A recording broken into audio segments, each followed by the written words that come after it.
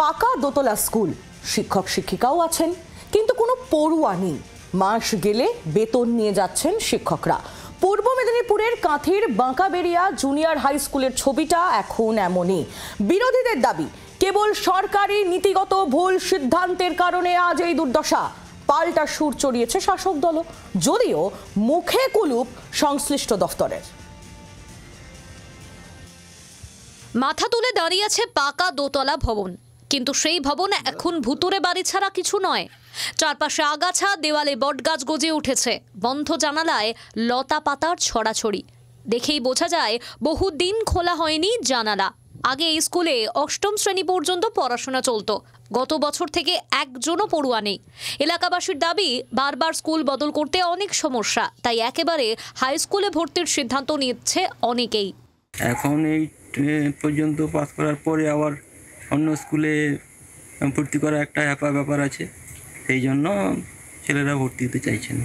Primary pass করার পরে আমি এখানে আবার ঢুকাবো, এখান থেকে ঢুকিয়ে আবার নিয়ে যাবো অন্য স্কুলে। আমাদের কাছাকাছি 1 কিলোমিটার মধ্যে 4-5খানা স্কুল আছে, হাই স্কুল আছে, তো আমি এখানে কেন পড়াবো?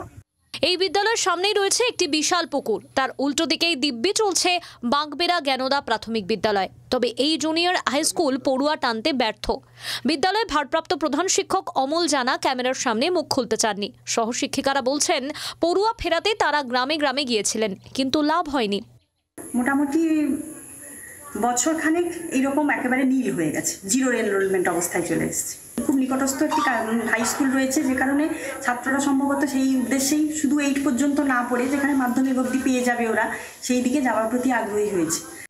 বিরোধীদের অভিযোগ, সরকারি উদাসীনতা এবং নীতিগত ভুলের কারণেই স্কুলের আজ এই দশা। স্কুল হয়ে উঠেছে ভুতুরে বাড়ি, পাল্টা দিয়েছে শাসক দলও।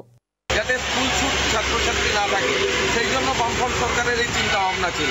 কিন্তু বর্তমান রাজ্যের সরকার তারা এই সমস্ত মাধ্যমিক শিক্ষা কেন্দ্র বা জুনিয়র হাই স্কুলগুলোতে যদি না মাধ্যমিক বা উচ্চ মাধ্যমিক স্ট্যান্ডার্ড করে, উন্নতিকরণ যদি না করে, তাহলে এই সব স্কুলগুলোতে ছাত্রছাত্রী অভিভাবকরা কোন ভরসায় ভর্তি করবেন? আপার প্রাইমারি স্কুল ওটা বাম আমলের সিদ্ধান্ত। ব্যাপারটা হচ্ছে এখনই উচিত ওটাকে মাধ্যমিকে কনভার্ট করা। এটা তো গভর্নমেন্টের সিদ্ধান্ত। আমার মনে হয় যদি উচ্চ মাধ্যমিকে রূপান্তরিত না করবেন, তাহলে এই টিচারদের অন্য জায়গায় নিয়ে চলে যাবে। সরকারি বিদ্যালয় পরিদর্শক সুমন্ত রানা এই নিয়ে মন্তব্য করতে চাননি, তবে তিনি ঊর্ধ্বতন কর্তৃপক্ষকে রিপোর্ট পাঠিয়েছেন। এখন শিক্ষা দপ্তর কি নতুন কোনো সিদ্ধান্ত নেবে?